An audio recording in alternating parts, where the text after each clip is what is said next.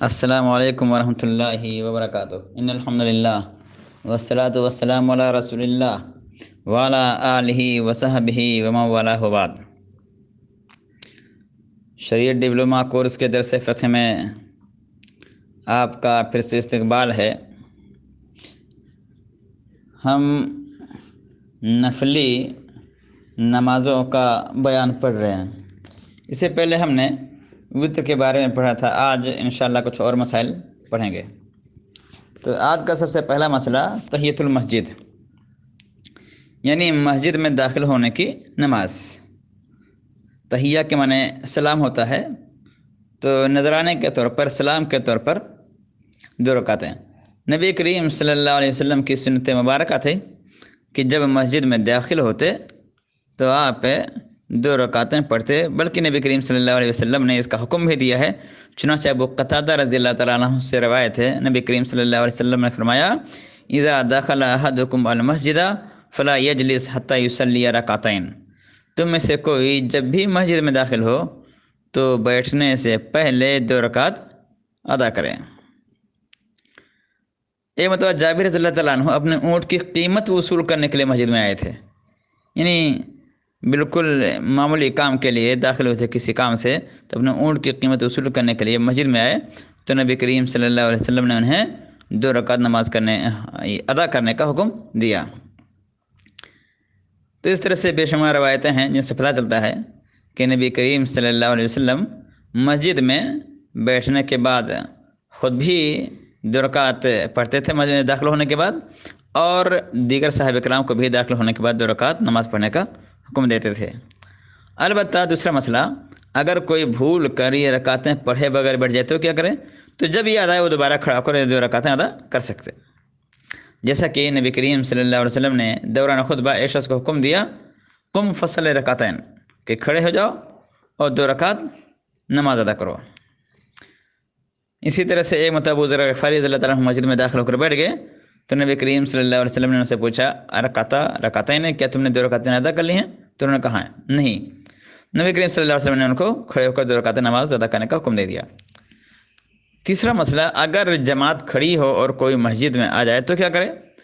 تو اس کو با جماعت نماز ادا کرنی چاہیے، اسے تحیۃ المسجد پڑھنے کی ضرورت نہیں ہے، اسے یہی کافی رہے گا۔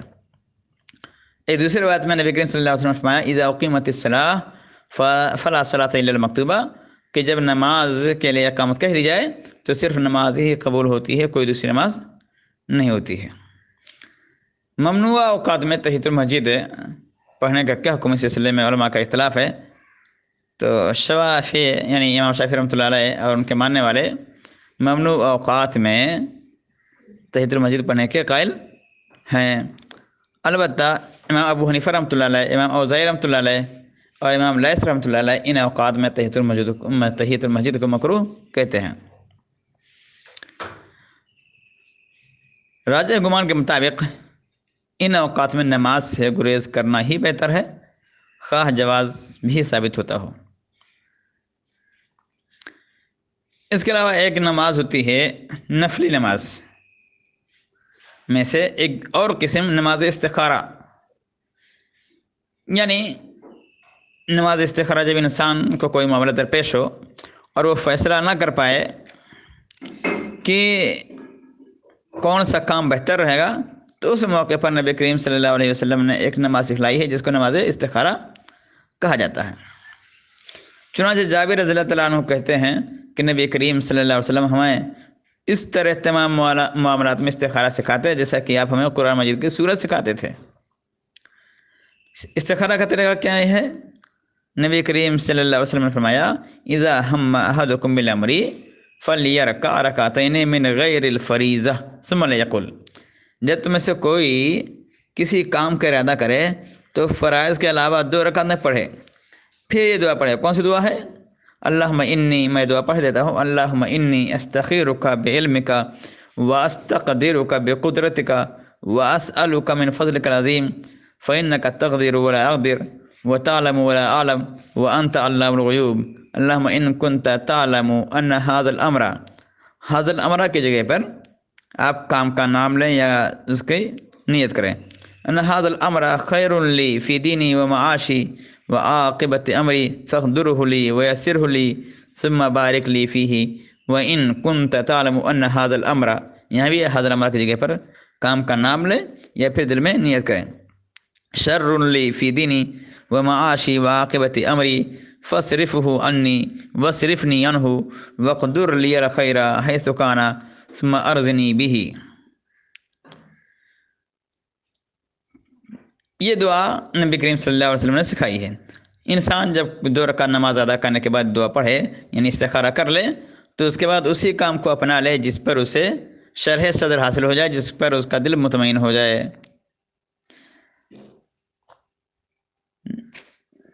یہ استحباب کے لیے ہے، یہ ان معاملات میں ہے جن میں انسان کو درست راہ یا درست طریقہ معلوم نہ ہو رہا ہو، دنیاوی معاملات میں سے کسی معاملے کے لیے۔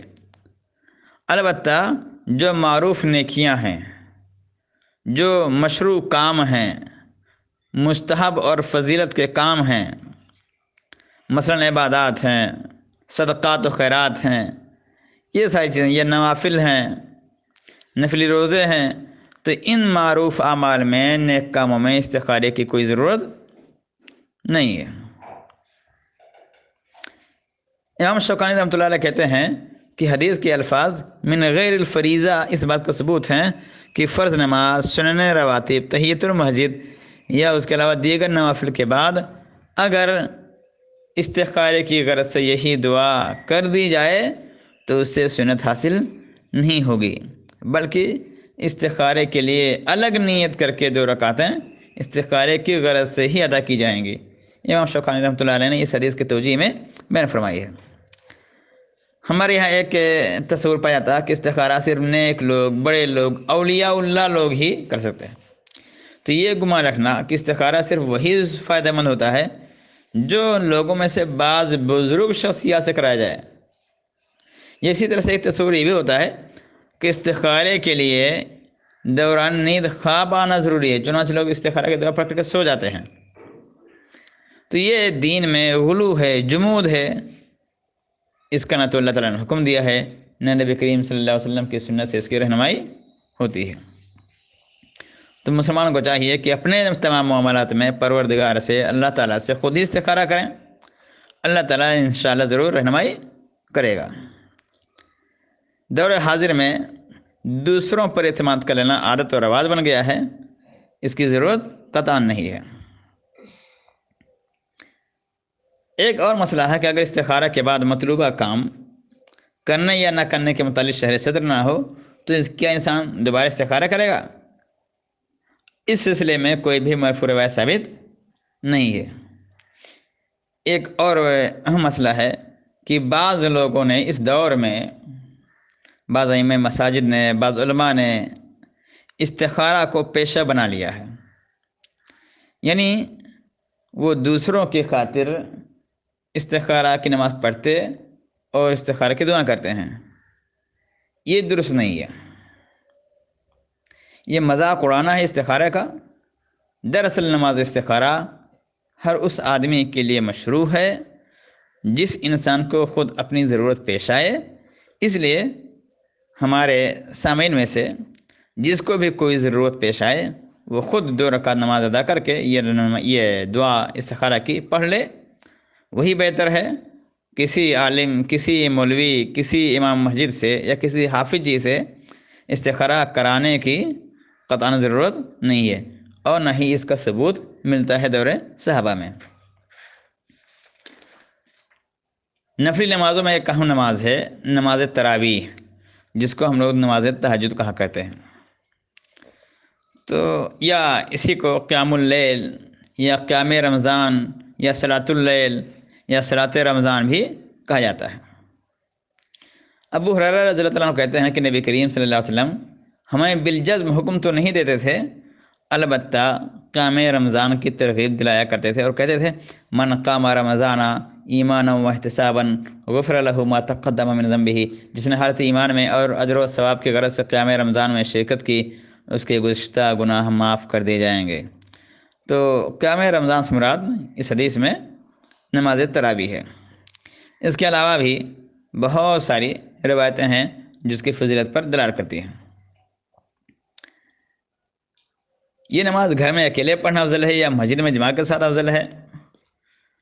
تو اس میں بھی اختلاف ہے۔ انسان بہرحال راجع بات یہ ہے کہ انسان جہاں بھی اس کو اختیار ہو، جہاں بھی اس کو موقع ملے وہ پڑھ لے، گھر میں پڑھ لے یا پھر مسجد میں جماعت کے ساتھ پڑھ لے۔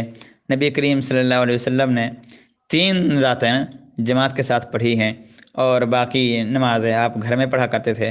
3 دن یا 3 راتیں آپ نے جماعت کے ساتھ پڑھی، اور اس کے بعد فرض ہونے کے اندیشے سے اسے ترک کر دیا۔ یہ تراویح کی نماز نبی کریم صلی اللہ علیہ وسلم سے خود ثابت ہے، اور اس کے بعد صحابہ کرام نے اس پر عمل کیا اور امت اس پر عمل کرتی آئی۔ نماز تراویح کی تعداد کی نہیں چاہیے۔ عائشہ رضی اللہ عنہ کی روایت اس سلسلے میں بہت واضح ہے، کہتی ہیں ما کان نبی صلی اللہ علیہ وسلم یزید فی رمضان ولا فی غیرہ علی 11 رکعۃ۔ رمضان اور غیر رمضان میں نبی کریم صلی اللہ علیہ وسلم کی نماز یعنی رات کی نماز 11 رکعتوں سے زیادہ نہیں ہوتی تھی، آپ 11 رکعتوں سے زیادہ نہیں پڑھتے تھے۔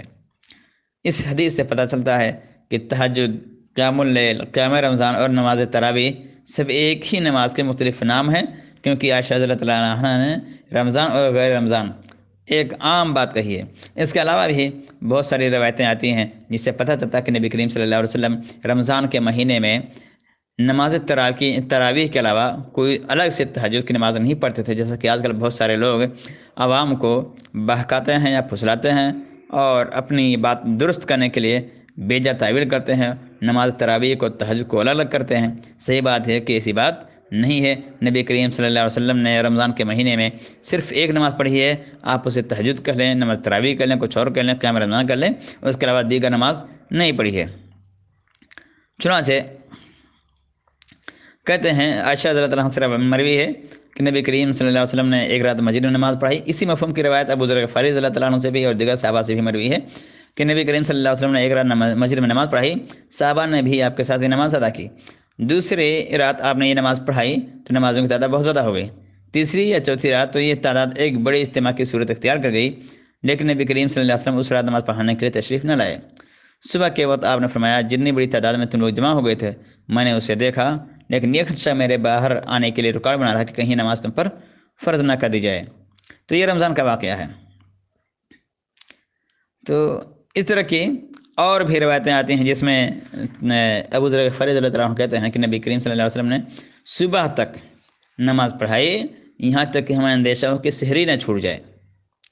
تو سحری چھوٹنے کا اندیشہ ہوا تو اس سے پتہ چلتا ہے کہ نبی کریم صلی اللہ علیہ وسلم نے اس دن یا اس رات کو صرف وہی ایک نماز پڑھی تھی، دیگر کوئی دوسری نماز نہیں پڑھی تھی، جس سے پتہ چلتا ہے کہ نماز تہجد اور نماز تراویح کوئی الگ الگ نمازیں نہیں ہیں بلکہ ایک ہی نماز ہے۔ رمضان میں بھی جو لوگ تہجد کے نام سے الگ نماز پڑھتے ہیں، تراویح کے نام سے الگ نماز پڑھتے ہیں، وہ صحیح نہیں کرتے ہیں، بلکہ صحیح بات یہی ہے کہ نبی کریم صلی اللہ علیہ وسلم کی سنت پہ عمل کرنا چاہیے، اور تراویح کی جو نماز ہے وہی تہجد کی نماز ہے اور اس سے زیادہ نہیں پڑھنا چاہیے۔ نفلی نمازوں کے سلسلے میں ایک مسئلہ یہ ہے کہ ایک نماز ہوتی ہے تحیۃ الوضو، یعنی جب انسان جب بھی دن میں یا رات میں جب بھی وضو کرے تو اس کے بعد کچھ نفلی نماز پڑھ لے، تو اس کو تحیۃ الوضو کہا جاتا ہے۔ نبی کریم صلی اللہ علیہ وسلم سے یہ ثابت ہے، نبی کریم صلی اللہ علیہ وسلم نے ایک مرتبہ بلال رضی اللہ عنہ سے کہا کہ اے بلال مجھے اپنا اسلام میں کیا ہوا، کوئی سب سے زیادہ پر امید عمل بتاؤ، کیونکہ میں نے جنت میں اپنے سامنے تمہارے جوتوں کی آواز سنی ہے۔ تو بلال رضی اللہ عنہ نے کہا کہ میں نے ایسا کوئی عمل نہیں کیا جو میرے نزدیک اس سے زیادہ پر امید ہو۔ انی لم اتطہر طہورا فی ساعۃ من لیل او نہار الا صلیت بذلک الطہور ما کتب لی ان اصلی، میں نے رات اور دن کے اوقات میں جب بھی وضو کیا اس کے ساتھ لازماً اس قدر نماز پڑھی جن کی میرے لیے پہلے سے لکھ دی گئی تھی۔ تو اس سے ثابت ہوتا ہے کہ تحیۃ الوضو مشروع ہے، جائز ہے اور ایک نیک عمل ہے۔ اسی طرح سے ایک مسئلہ یہ بھی ہے کہ نوافل گھروں میں پڑھنا افضل ہے۔ زید بن ثابت رضی اللہ عنہ سے روایت ہے، نبی کریم صلی اللہ علیہ وسلم نے فرمایا افضل الصلاۃ صلاۃ المرء فی بیتہ الا المکتوبہ، فرض نماز کے علاوہ آدمی کی سب سے افضل نماز وہ ہے جس وہ اپنے گھر میں ادا کرتا ہے۔ یاد رکھیں کہ عورت کی سب سے افضل نماز گھر میں نماز ہے، خواہ وہ فرض نماز ہو یا پھر نفلی نماز ہو۔ البتہ عورت کے لیے مسجد میں نماز پڑھنا جائز ہے، ہاں گھر میں نماز پڑھنا اور وہ بھی گھر کے ایک اندر والے کمرے میں پڑھنا وہ سب سے زیادہ بہتر ہے عورت کے لیے۔ ایک دوسری بات میں نبی کریم صلی اللہ علیہ وسلم کہتے ہیں کہ اجعلوا فی بیوتکم من صلاتکم ولا تتخذوها قبورا، اپنے کچھ نماز اپنے گھروں میں بھی ادا کیا کرو، انہیں قبروں کی مانند مت بنا لو۔ نوافل کی جماعت بھی درست ہے۔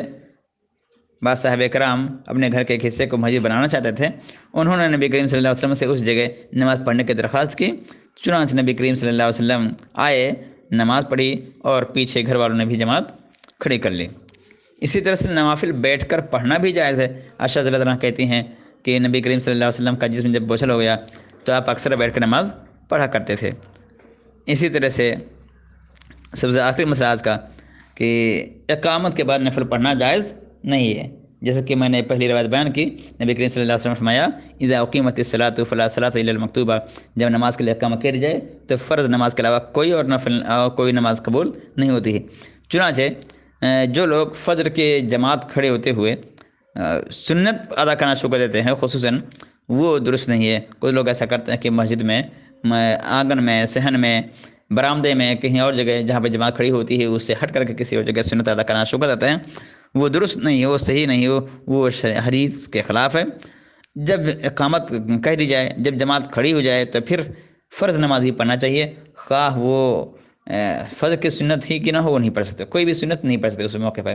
آج کے دن بس نہیں، انشاءاللہ اگلے درس میں ہم لوگ باجماعت نمازوں کا مسئلہ پڑھیں گے اختصار کے ساتھ۔ وآخر دعوانا الحمد للہ رب العالمین، والسلام علیکم ورحمۃ اللہ وبرکاتہ۔